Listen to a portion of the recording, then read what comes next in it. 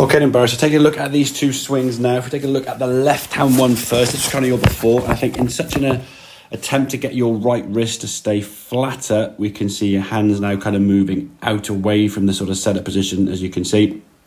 Just trying to almost flatten that right wrist. Now, although the wrist gets in a good position, what we call your hand path now is going to be getting too steep, too outside the line. The problem is now when we get to the top of the backswing, your right arm now very, very high and very steep, cause your spine angle now to sort of rise up and stand up.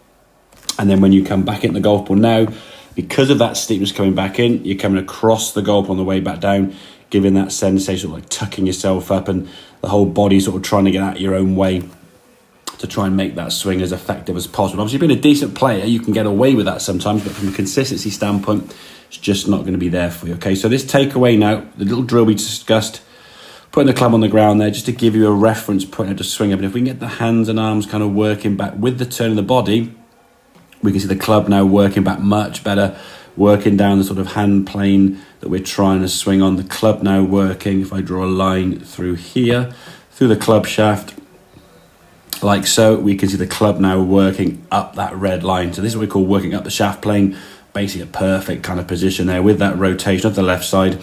Right arm, right wrist still staying nice and flat in this position.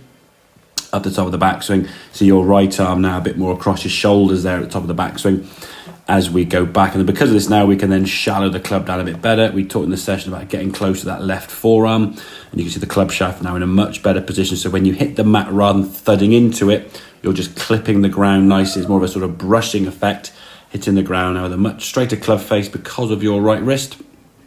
Ball flying, as you nice and straight, and getting that, again, good green at the top of the backswing with that right wrist, and a nice amber as we come back down with a good contact. So work on that takeaway, get that club working back more, we call up the shaft plane, more the hands working inside on the way back, as opposed to, we can see here now sort of going outside up here. If we do the same line here now, you'll see the difference in the takeaway as that club starts working up and outside there too steeply and causing you some sort of problems on the way back and some compensations as a result. So hope that makes sense, buddy. Any questions, obviously give me a shout and I'll catch up with you next lesson. Cheers, buddy.